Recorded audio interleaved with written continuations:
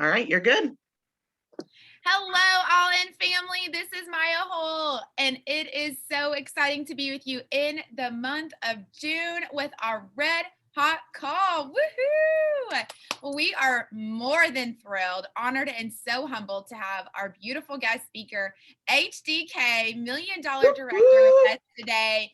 And you guys are totally in for a treat. And so before we get started, though, I am just going to pray over us because I just really believe that we're just coming from all different places. And, more than anything, Satan wants to distract us, derail us, make us doubt, make us question, make us wonder. And of course, he's going to do that in the final 14 days of our seminar year, you guys. And so I'm just going to invite you to bow your heads with me. We're going to pray, and then we're going to kick off this amazing morning together.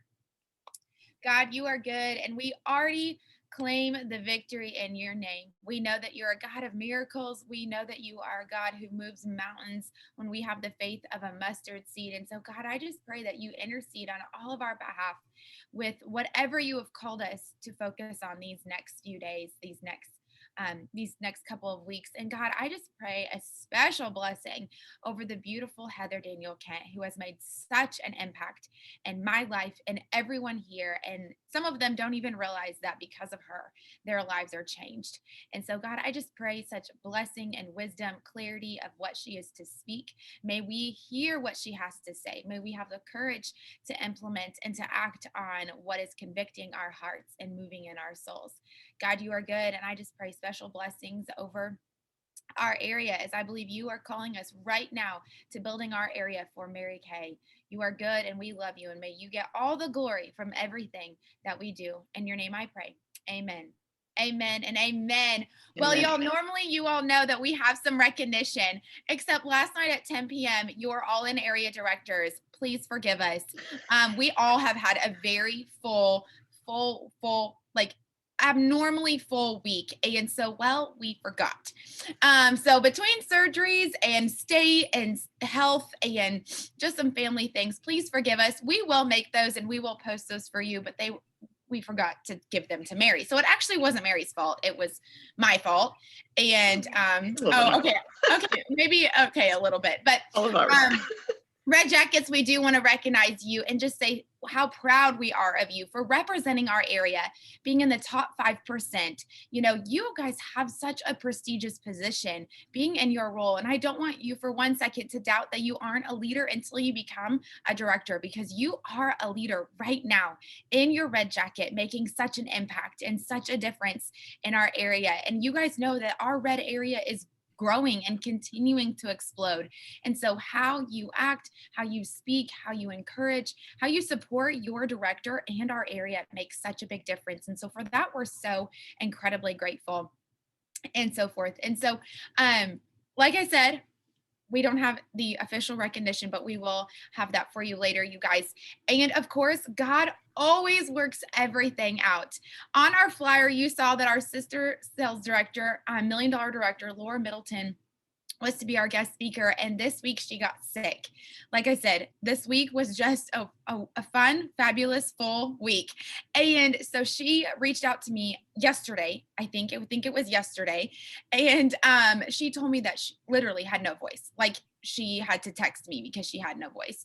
And so she said that she would ask her girlfriends. And I said, I know God already has the person picked out.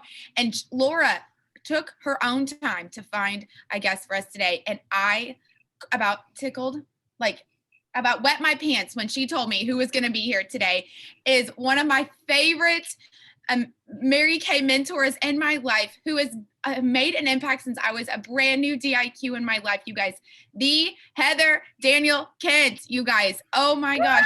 She is sassy, fabulous, fierce, and so much fun. And so I do have her official accolades, and you guys, and I just got teary reading these today because, like I said, I met HDK as a brand new DIQ. So this would have been 10 years ago at Cadillac class, and with Priscilla. And I just remember being so amazed by her and so inspired. And so here are her accolades. Are you ready?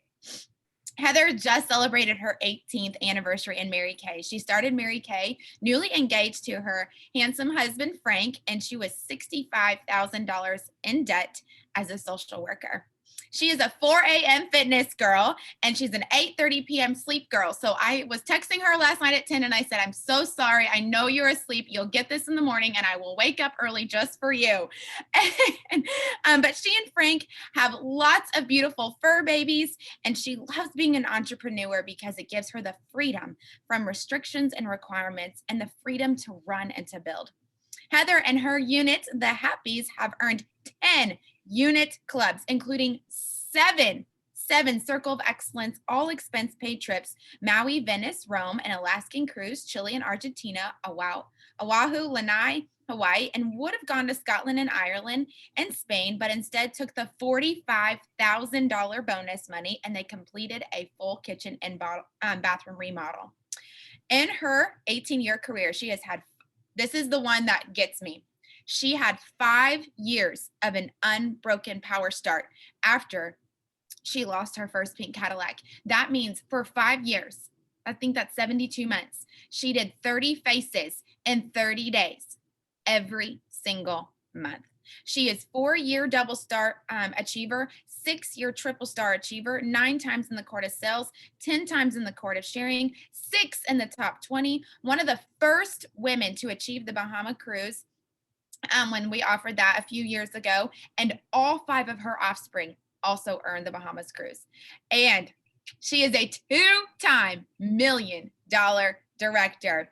And of course, one of the most prestigious awards, as she was nominated for Miss Go Give for the Ruby division. What she is most proud of is that she never quits on her dreams. She personally puts in the work required and leads with such grit and authenticity. And when I tell you guys that Heather has made such an impact in my life, you guys, the number of times that Heather has poured into me, believed in me, lifted me up, given me the kick when I needed it to bring me to a better place. Like, I'm like getting emotional here. I would not be the woman I am without Heather Daniel Kent, from the systems and things and the faith that she has lived out. So HDK, it truly is an honor that you are here today. And I'm just so thankful that you are stepping in. And I know, and I told our directors yesterday, I'm like, God, clearly, I must not pick the right person, because God clearly, every time I'm in charge of picking our guests, he handpicks someone else. And I know that he has a word that you are going to give today. So thank you, thank you, thank you. Let's all give it up for HDK. Thank you. That made me emotional just listening to all of that. And I feel like I'm crashing a party, but you know, I'm cool with that. So when my friend Laura said, hey, can you do this? I'm like, actually, I can. And, you know, it's funny when things work out, because they don't often work out like that. She's like, 9 o'clock on Saturday morning. I'm like, well, my call's at 8. I'm already in mode. I can do that. So it's a pleasure to be here. And I am very excited that, you know, some of my favorite people are on this call, and Maya and Mary and, you know, Jennifer and Heidi. I'm seeing all of the things that you guys have accomplished on Facebook. I do stalk. Mary taught me how to stalk because she is the original stalker. Mary and I just, you know, we grew up together. So I love that you have started this, and Maya as a wee baby that I remember. And I'm like, gosh, she's like, Mary, do you look at her and go, well, she's all grown up? I do. When did that happen? So it's just a privilege to be here. And what I'm going to share with you today, I actually just taught this yesterday for the first time ever. So you know that it's like a little bit messy and a little bit muddly, and I'm kind of working on it. And I don't know why I kind of have to work on this class, because I experienced it. I lived it 9 months ago. And you would think after 9 months of reliving something that it would be honed in, it would be perfect. But the experience that I'm going to teach you from is my swim from Alcatraz prison to the shore in September. And like I said, it should be worked up. I mean, like, I knew when I was swimming what I was going to teach you. I knew that this was about something way more than swimming in a freezing cold ocean. I just haven't been able to get it together because that event and that activity was so traumatic for me. Well, honestly, people are like, how come you've never said anything? And I'm like, therapy was needed. No, I'm just kidding. But sort of like it was one of the hardest things I've ever done. And I have done a lot of hard things. I make it my mission to do hard things. I make it my mission to challenge myself. And that right there really put everything to the test. So I am going to tell you about the swim. And then I'm going to tell you the 4 things that I think are applicable to you in this moment in your business and in your life. So the first thing, the whole experience, my husband Frank is all about challenges. He's always about doing things, but it's normally my idea. Like, I'm like, do you want to go skydiving? He's like, okay. Do you want to go bungee jumping in the blizzard in Canada? Okay. Do you want to run a marathon? Okay. Do you want to do bodybuilding competition? Okay. Like, he'll do anything that I want him to do pretty much. Like, he's just that go with the flow sort of person. And he does like achieving and he does like challenging and all of those things. He would prefer that we not jump out of any moving vehicle or apparatus again. He did ask me specifically, please do not buy me for my birthday anything that I have to jump out of. I'm sort of done with that. And I'm like, but that was so fun because I want to learn how to fly a plane. And he's like, not thinking, I've seen you drive. I just don't know if 2 things go together. And I'm like, you're fine. It's what are you going to hit, really? I mean, come on. So this is the sort of relationship that we have. Well, 7 years ago, we went to San Francisco and we toured Alcatraz prison. And there was like a flyer that said Alcatraz swim, something. And Frank said out loud, that would be pretty cool. That'd be pretty fun to do. And his sister goes, you can't do stuff like that. Why in the world do you tell Frank Kent that he can do something? Because all of a sudden, what seemed like something fun that you could do one time now became a mission and a goal. Well, I didn't hear any of this. I didn't know any of this. So last March, actually a year and a half ago, he said, hey, so I've been researching that Alcatraz swim and I think that I want to do it. And I'm like, okay, sounds great. Like a week later, he's like, so I was looking at the Alcatraz swim and there's one in June. And if we start training for it, we could do it. And I'm like, yeah, sounds fun. Week later, he's sitting on my laptop on the couch and he's like, so I'm registering for the Alcatraz swim. And I go, oh, you're serious? Like I thought he was just talking about stuff. I didn't know we were really doing this. And so I said to him, I am an exquisite cheerleader. We swam in high school. I swam growing up. Like that, swimming is a thing that I know how to do. I haven't swam in 20 years though. Okay, let's be honest, it's 25 years, but it doesn't matter. Don't use words like that. So he's like, I'm going to go ahead and register. And I'm like, okay, well, I'm going to I love San Francisco. I'll go, I'll clap for you. I'll hold your bags. I'm in. And he's like, but you can use flippers if you want to. And I was like, well, I can do anything with flippers. I mean, put flippers on a baby and they can swim to Alcatraz. Okay, well, maybe I'll do it. But, I can't stand if he's going to have an accomplishment that I don't have. Like, no. So then it started getting my goat a little bit. And I'm like, okay, just register me. That's fine. I can swim. It's swimming. First of all, it's not swimming. So just so you know, I have way underestimated the situation. Well, we start training in a pool, a lukewarm, wonderful pool with goggles on and a swimsuit on and a swim cap. And we think we're doing really good. Well, I start following some things on Instagram. Don't do that. Don't do that. So you see actual live footage of the Pacific Ocean that is 50 degrees and waves. Well, I'm from Missouri. I don't know how to swim in waves, and I don't know how to swim in cold water. We did swim in Lakewood. That is not the same as the Pacific Ocean. So we're doing the best we can. We know this is going to be hard. Okay. I have no idea how hard it's about to get. So we get to San Francisco, we go to Napa. All of us are so nervous. We didn't even enjoy Napa, which is a crime in itself, but we're ready. We go tour Alcatraz the day before. Very bad move, because we get on Alcatraz prison. It's an island that you can't see the shore. And I'm like, oh my gosh, it's a 2-mile swim. And in running world, that's nothing. In swimming world, that is a ton.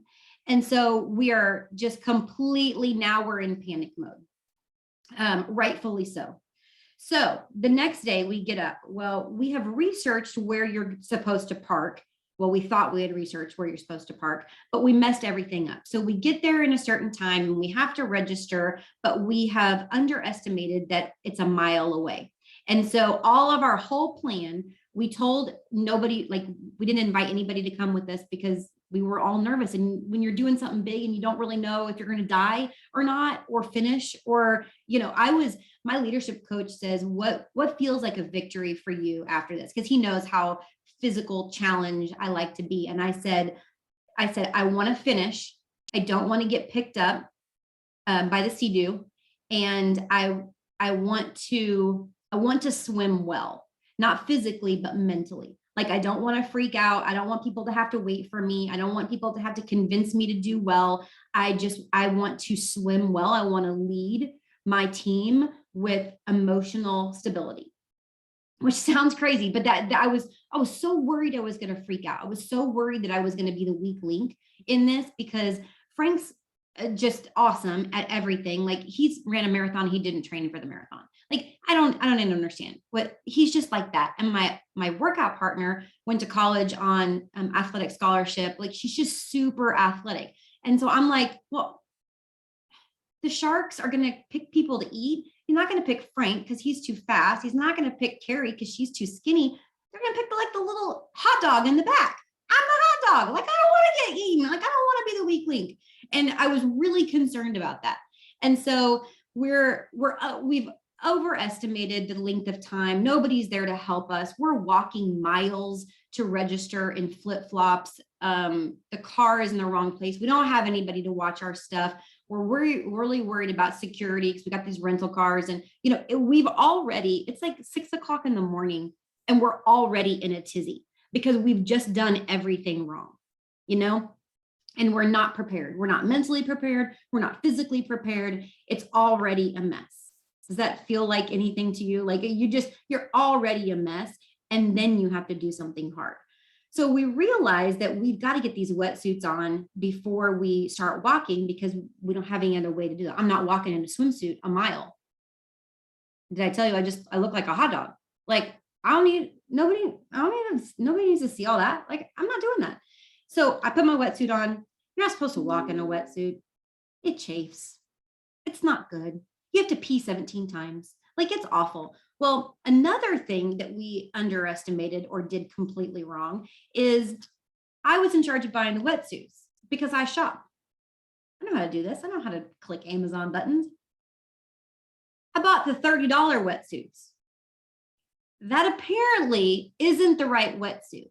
They're thicker and they're not as warm. And it's like for water skiing, not for swimming. See the difference in the arm movement? Like, one doesn't require you to move and one requires a lot of movement. So we're walking and we're seeing everybody around us and they have these skins on, and they all look the same. And then there's us with the fat little $30 Amazon wetsuits, janky. And we're just like, and of course they all match.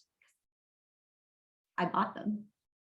I'm looking at us, I'm looking at them, and I'm like, oh, I think we may have done this wrong.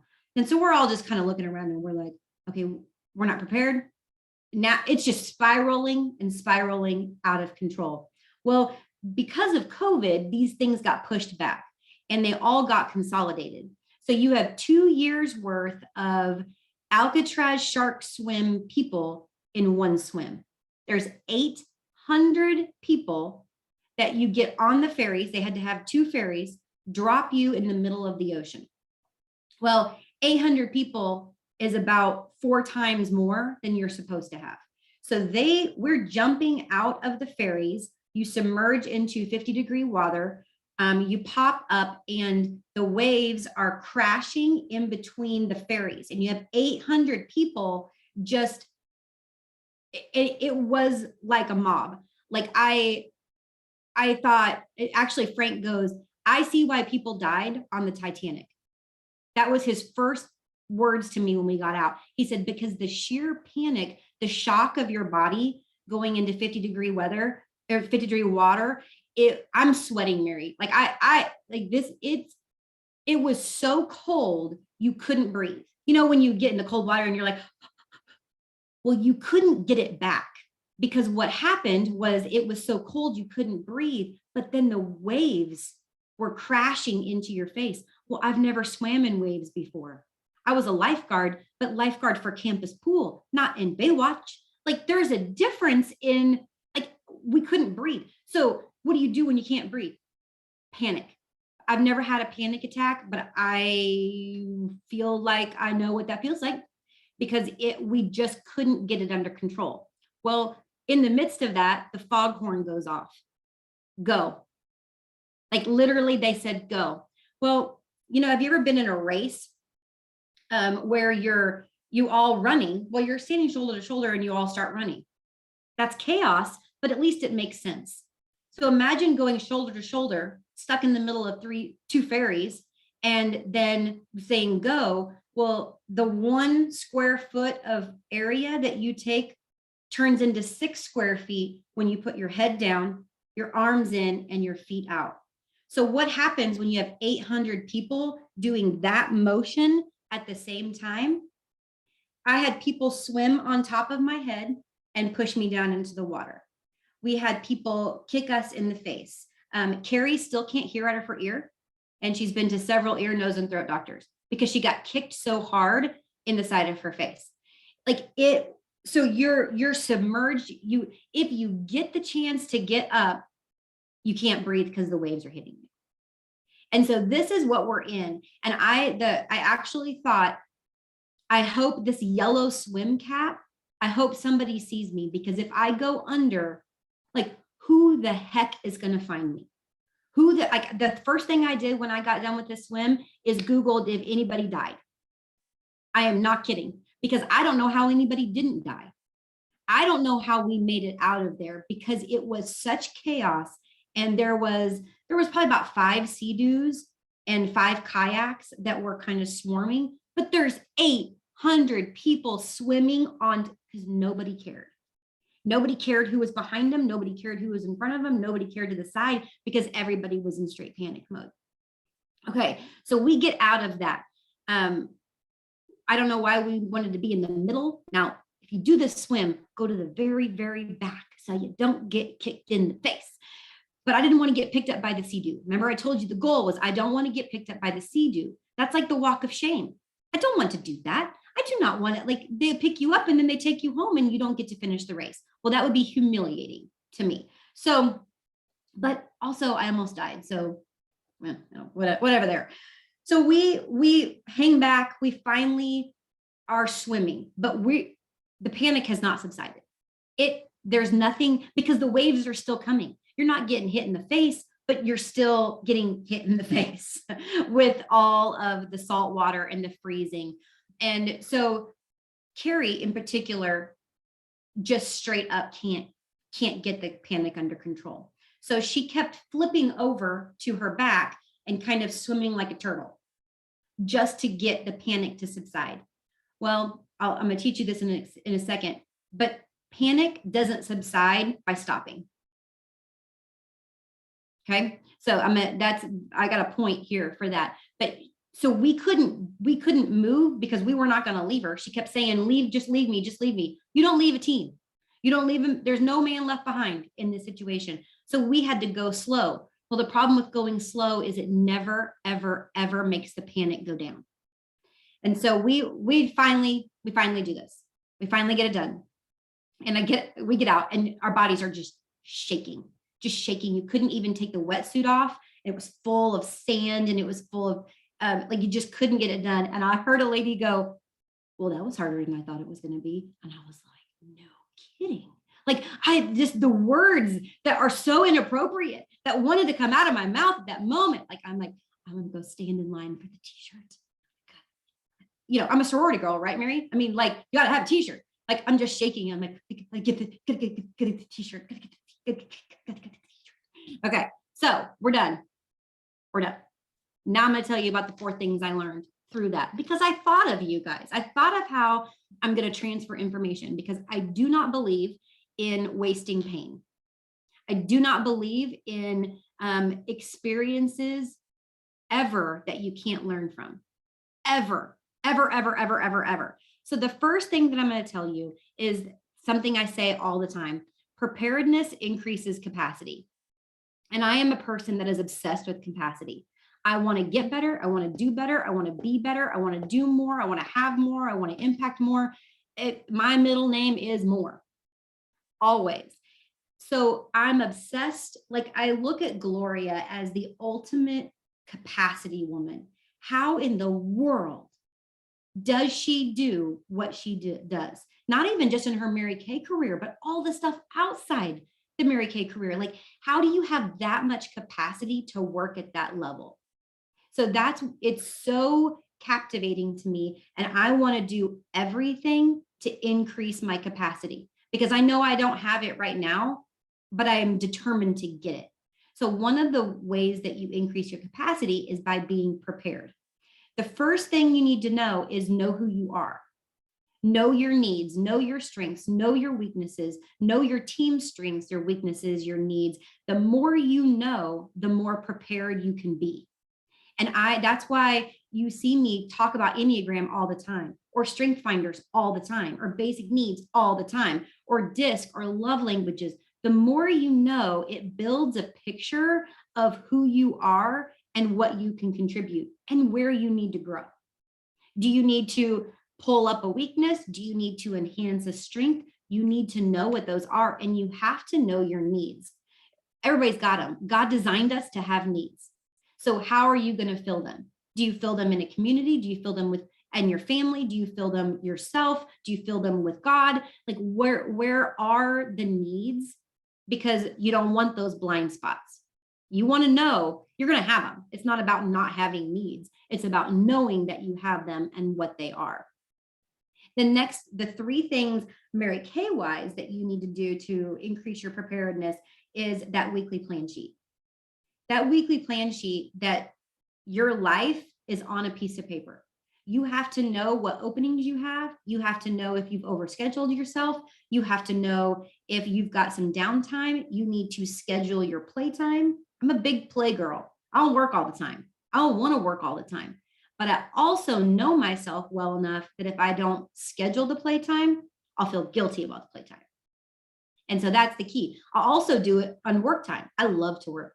I love my job. I love what we do. I love my career. I love the impact, but I need to schedule it, because sometimes I'll be like, well, do I need to spend more time with my husband? Well, do I need to spend more time here? Do I need to spend more time? And I'll feel guilty if it's not scheduled. So you got to have those things on a piece of paper. I remember Jan saying, time management is guilt management.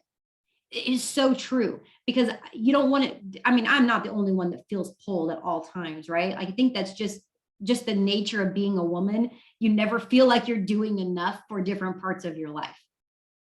If it's scheduled, you will. And so sometimes I'm like, oh man, I need to do that. I need to do that. I need to do that. Instead of I need to do that, I need to do that, I need to do that. It's, oh, that's Friday morning. I'm fine.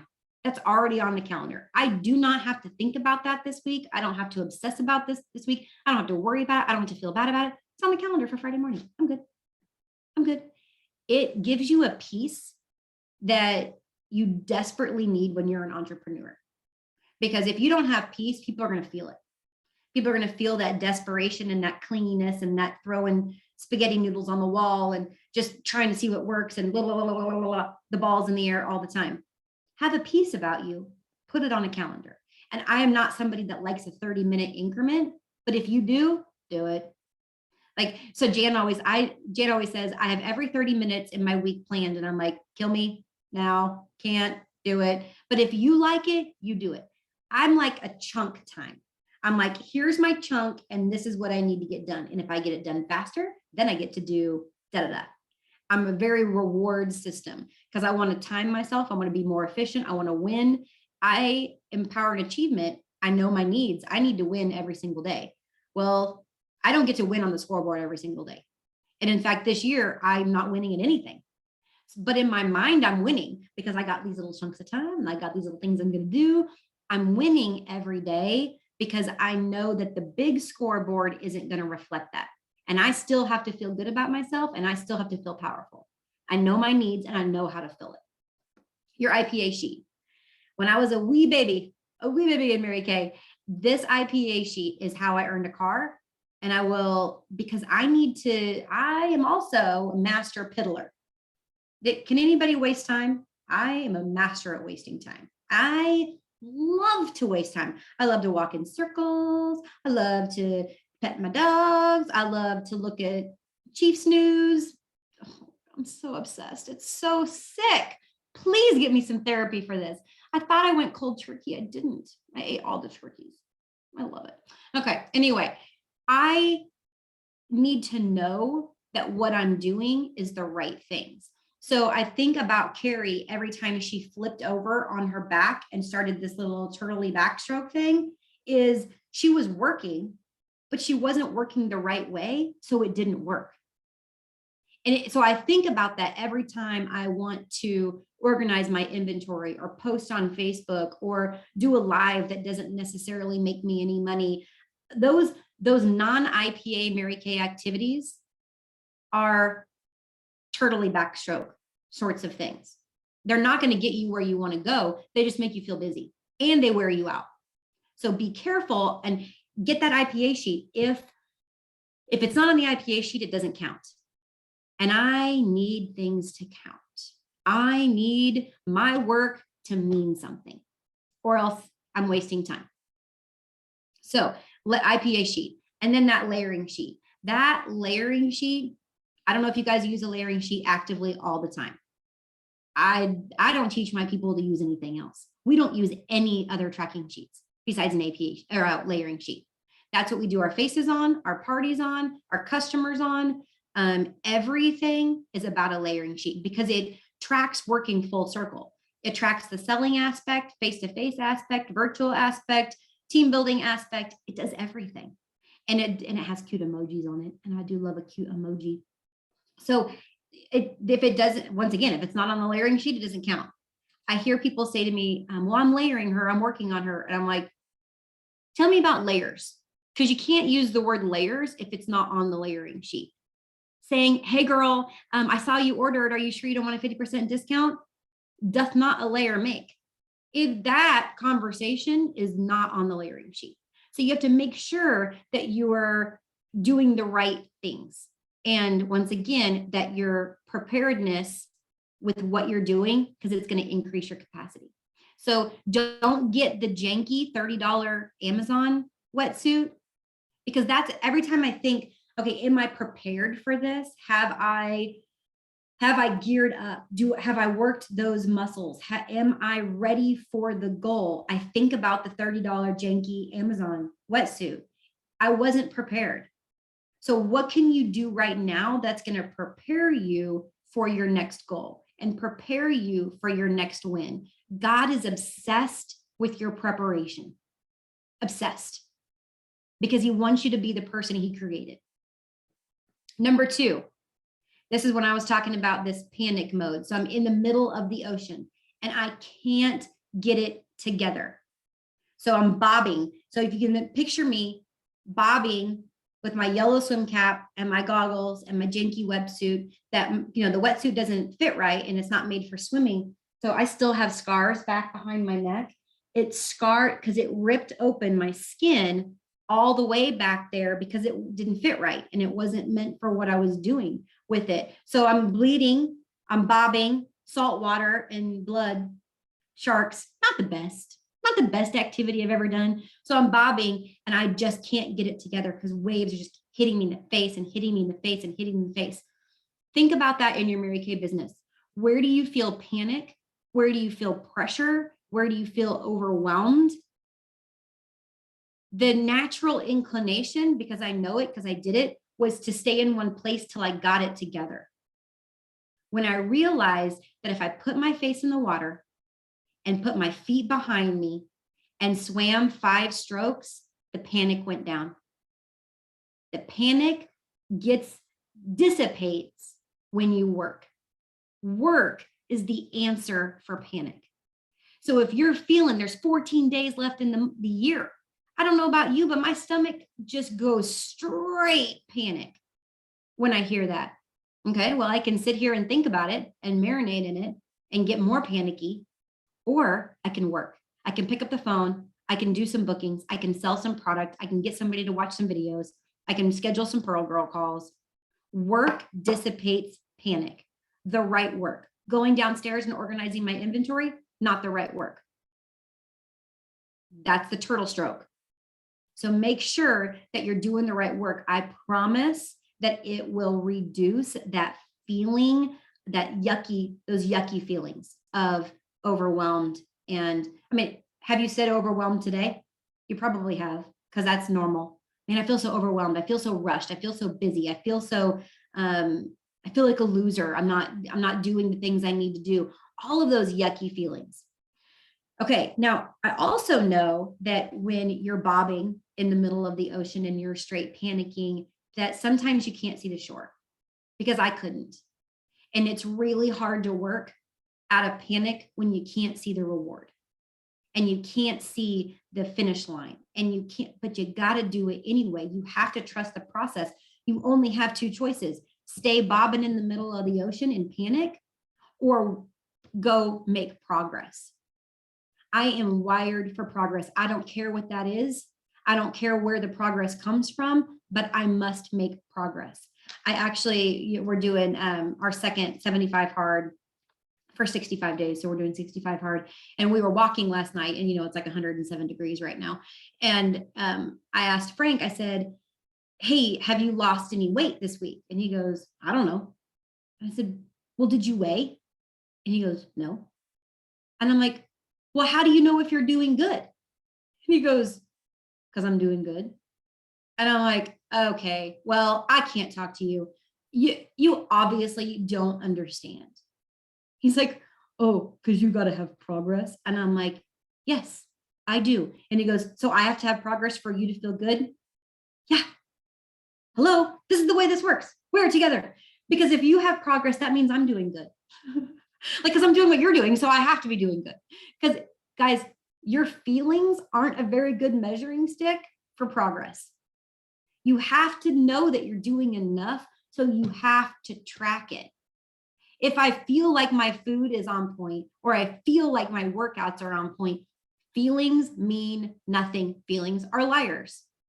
I know I'm hungry. that does not measure progress. You have to track it. You have to know that you're doing the right things, even if you can't see the final result, even if you can't see the reward. That's working in faith. And it is hard, and I'm not even going to pretend like it's not. Okay, number 3. This is the one that I feel so strongly about that I got tattooed myself. This is my little fish. Her name is Franny from San Francisco. She's ombre. I mean, she's just spectacular. That's my little friend, to remind me continuously to trust the swim. That's what I told myself in the middle of the ocean. I couldn't see the shore. I couldn't get out of panic. And I said to myself, because I'm a heck of a self-coacher. I said, Heather Daniel Kent, remember who you are. You know how to swim. So swim. It makes me very emotional thinking about it, because I know how I felt. I felt so lost. I felt so trapped. I felt like I just couldn't get out, and the sea-doos were circling, and I worked so hard for this, and all the Facebook world knew that I was doing this, and I can't fail. And Heather Daniel Kent, remember who you are, trust the swim, put your face down, move your arms. And Mary Kay, we are in the business of basics. You have to trust the process. You book the faces, you book the parties, you do the interviews. Stop overcomplicating it, and stop pretending like you don't know how to do it, and stop pretending that you're not good at it. You are good at it, because it's easy. It's simple. This is not complicated. When you get overwhelmed, when you get panicky, you trust the process. All you have to do, and I don't care if it's virtual and I don't care if it's in person, you have to get people to love the product and you have to get people to love the company. I don't care how you do it. There's no rules. There's no shouldas. There's no couldas. There's no supposed tos. If you're living in that world, you have permission to throw it away because that's not the world that we're living in. Get people to love the product. I don't care how you do it. Get people to love this company. I don't care how you do it. We are in the business of basics. And then the last thing that I want to share with you is that you can do hard things. I may not have enjoyed this because I didn't. I may not have felt good when I was done. I really didn't. I'm really glad it was over, but I didn't feel like I had accomplished anything. What I felt like was, Heather, you can do hard things. Like if you can do that, you can do anything. So you are fully capable of doing way more than you're telling yourself you can, way more than you think you're capable of doing. And here's the thing, you won't know from me saying it on a Saturday morning call. You're only going to know by doing it. You're only going to know by risking and putting it all out there to have a huge abysmal failure. You have to be willing to fail epically to know what you're made of. And you have to fail often and big and huge and soul crushing.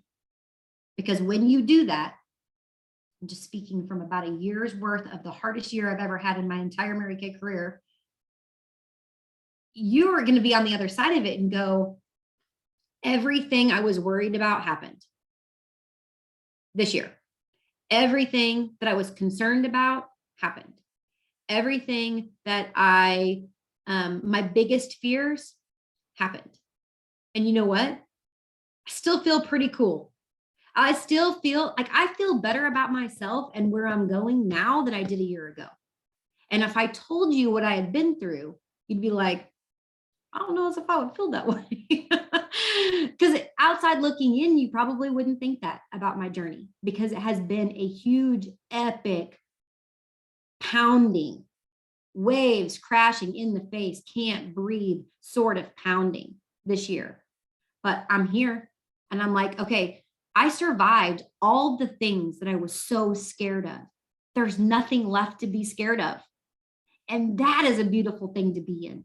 The fear is smothering. Failure is actually pretty freeing. You can't scare me anymore.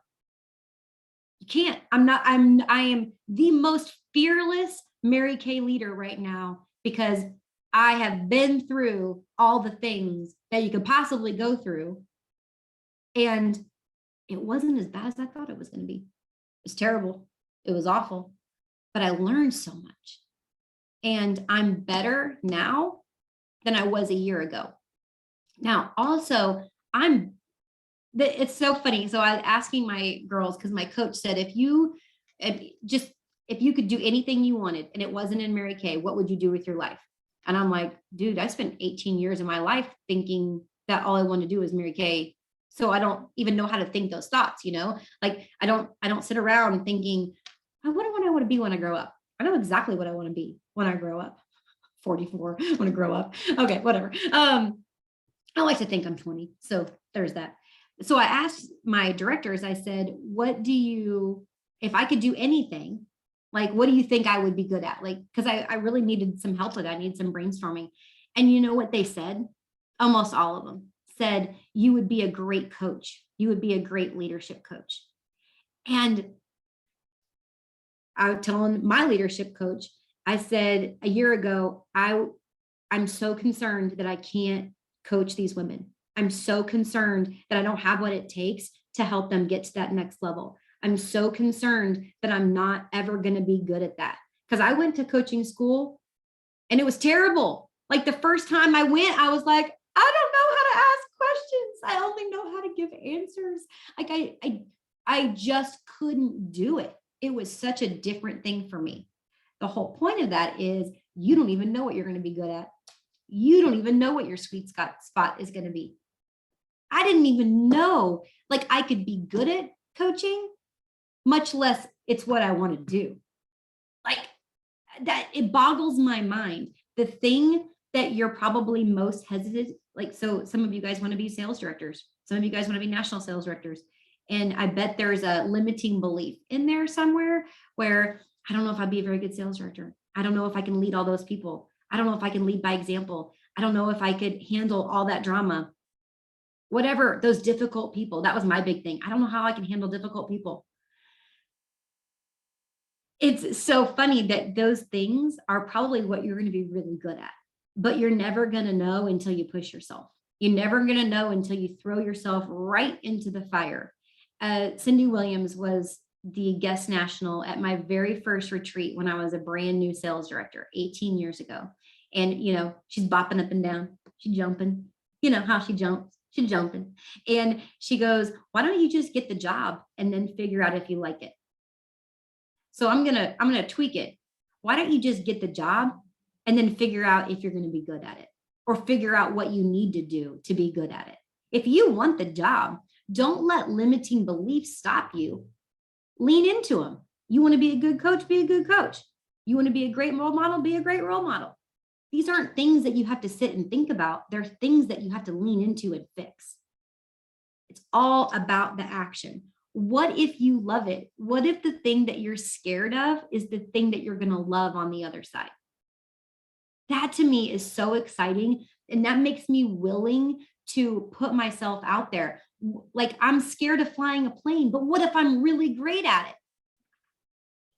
Just so you know, this non-detailed, not paying attention sort of person, I really just want to go and hold the thing and then I'm going to be done. Like, I really don't want to do all the buttons and I really want that seems complicated. But what if I'd be really good at it?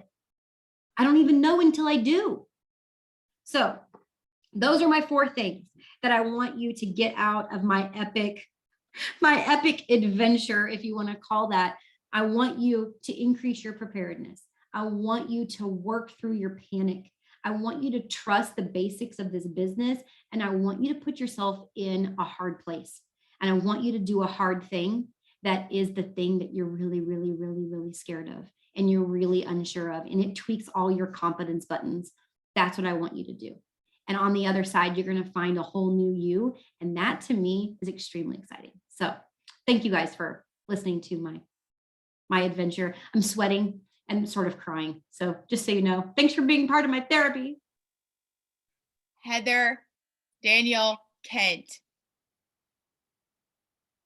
your vulnerability and sharing this is beyond words.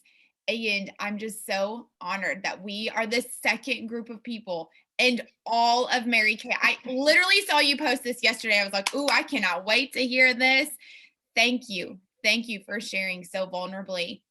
Mary Kay sisters, if anyone would love to unmute and just say thank you, affirm Heather today. I know we're all just kind of taking a deep breath in right now. So feel free to unmute and say anything that's on your heart to love on Heather.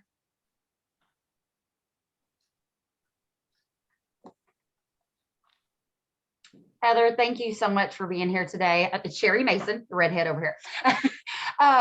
I loved when you said panic doesn't subside by stopping, because that is so true. It's like often we panic about things and we just freeze up, you know, or we back up or we quit, whatever it might be. But that is so true, that it's not going to go away just because we act like it's not there. So that was really powerful. I loved your story. I appreciate you sharing all that with us.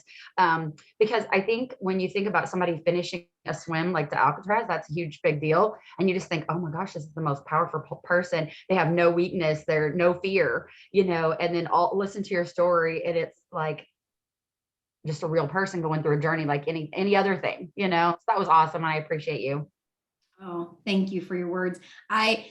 That whole panic thing was one of the biggest things that I learned from that experience, because I saw it. Like when you visually see what panic looks like and you visually see how you get out of it, it was so different for me. I'll never forget that ever in my whole life. And I hope you won't either, because it's a game changer when you're like, oh, I can't sit here. I gotta move. My yoga instructor always says that movement is medicine.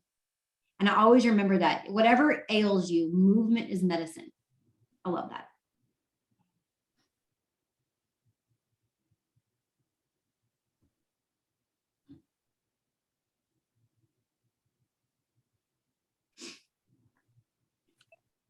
Hey ladies, sorry, no video today, but Jennifer here. Heather, thank you so much for your time this morning.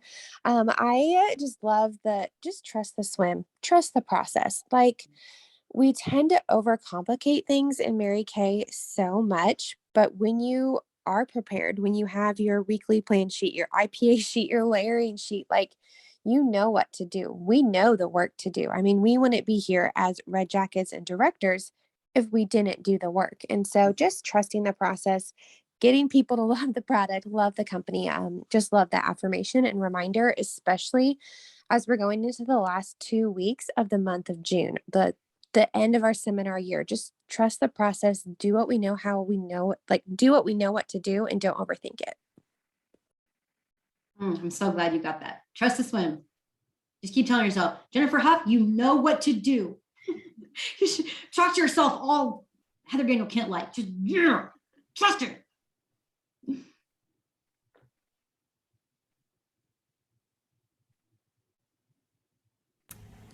Hi. Oh my gosh, this is Heidi. I am just so glad, first of all, that you were the one that God hand selected for us to hear from. I knew you had a place in Maya's journey, but I guess I just really didn't realize like the impact that you had on her back when she was DIQ. So that means a lot to all of us on here because a lot of us are her downlines, and so that means that's why we're who we are, because of your influences on her. But I think today, I love how you, first of all, your vulnerability, just sharing from your heart and being just so obedient and sharing this, even though like something that's really trauma, it's hard to speak from, but you're faced with fear and you're doing it anyhow, and it's going to bless so many people. And I think, yeah, we definitely know the things to do because that's why we're on here. We're red jackets, we're sales directors.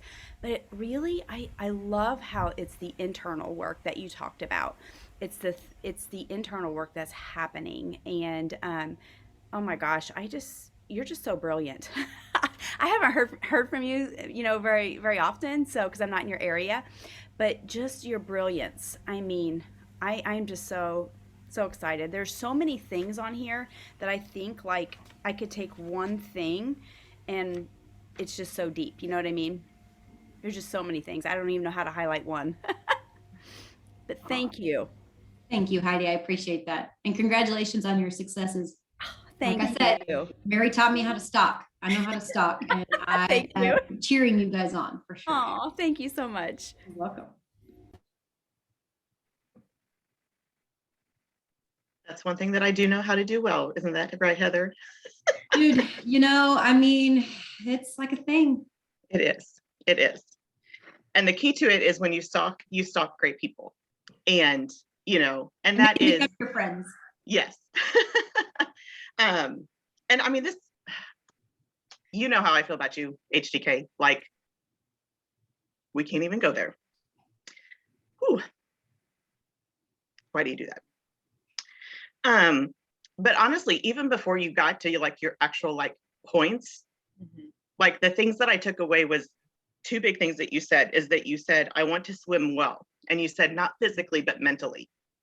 And I think that that's, Heidi kind of alluded to that you talked about all the internal stuff, but that's been one of the things that even through all your growth and all of your journey, you are so willing to be able to share that internal stuff. And that's what makes you so relatable to so many people, is because it's not, like Sherry said, you see people that do big things and you think, oh my gosh, they're like, amazing and all that stuff. And I still remember going to your house and sitting with you. And I remember you said, Frank goes, what does she think you're going to teach her? Like, and it's just, I mean, but you are so real, you are so honest. And I love that. And so that point, and then even just the point about not wasting pain.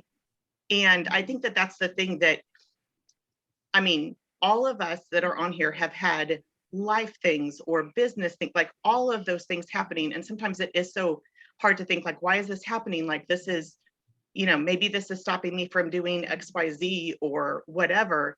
And to know that there is a purpose in that. And just to remember that it may take us a while to get to that, just like it took you 9 months to even be able to speak about this, but to just know that all of those things are teaching us things to be able to share with other people and bless other people. We may not see that now, and we may not understand that now, but there is that purpose to that. And there will be great things that come from it, just like all of the things that you shared today. It's okay that it took 9 months, because it took 9 months for you to be able to get it to a point to where it was easy for you to be able to share, but it was so impactful for you to be able to share as well. So thank you for that.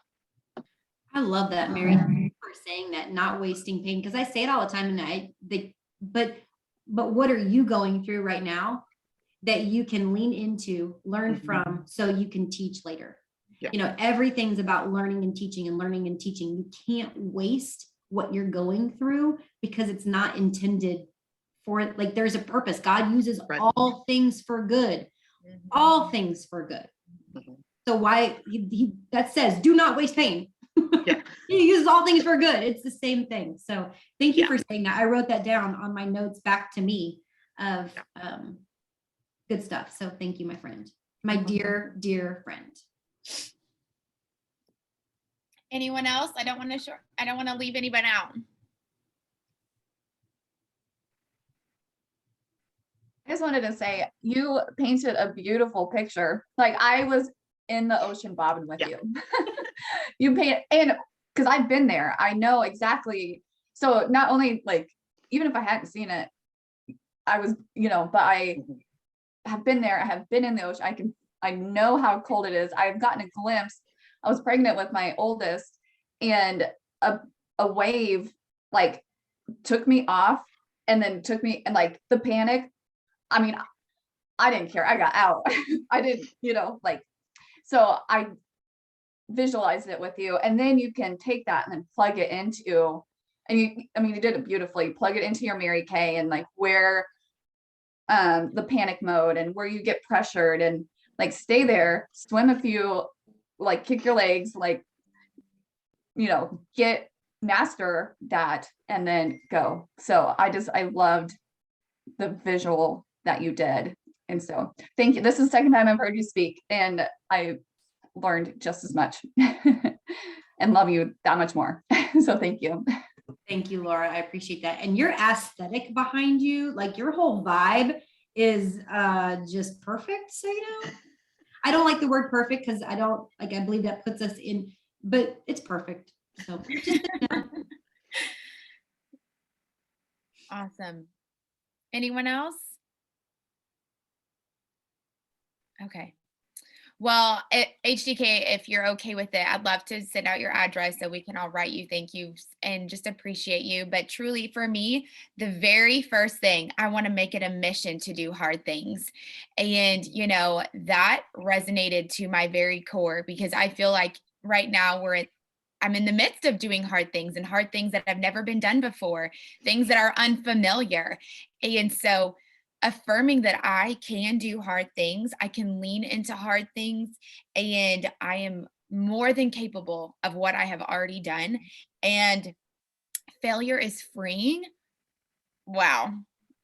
I can't be afraid of anything if I've already failed at that. Like, right? Just that thought process of like, oh, I've done that. And okay, I'm still walking. I'm still moving. I'm still teaching. I'm still leading. I'm still living. I'm still serving. Like, and so I just, the example of leaning into something that's hard and scary, and yet how God does use that for all things good, truly is just such a beautiful word, a beautiful message, and a powerful way to live. Because I feel like when you look at those things, whatever that hard thing is, and you refuse to let it keep you where you are, and you refuse to let it just keep you bobbing, like, wow, just what can happen and who is impacted in the process. So I'm just so unbelievably thankful for you being here today. And I know this message will probably go down as one of my favorite trainings I've ever heard of. And we'll have the recording of this, and so we can share that and give that back to you, as I know the Mary Kay world will be so blessed by your story, by your heart, by your authenticity. So thank you. Thank you from our Mary Kay family to yours. And just know that you have a huge impact in how our area is growing right now. And so thank you. Thank you. Thank you. Thank you. Thank you for letting me crash your party. And thank you for letting me be on. And thank you for just that feedback back to me. It just makes me better as well. So I appreciate you guys so much. Absolutely. Well, you are always welcome to crash this part. Any day, anytime. Are you kidding me? Absolutely. So yes, well, everyone, just want to remind you that Red Hot Call in July will not be happening due to seminar, because we're having a Red Hot party. So we will actually be gathering together right after the Mary Kay awards night. So after our ball gowns, we will be gathering at the director house for our pajama slumber party. You will not be slumbering there, but we will have a party. And so it's going to be a lot of fun. And so be watching for more of those details. And we're just so excited. You guys, HDK is in the Ruby division. So when you see her at seminar, I know she would love to hug you and to meet you and just to say hello. So HDK, once again, thank you so much. We love you. And guys, as always, may God bless you. May his face shine upon you. May joy fill your home and your heart wherever you are today. All right. So good night or good day. Have a fabulous rest of your weekend. Bye, guys.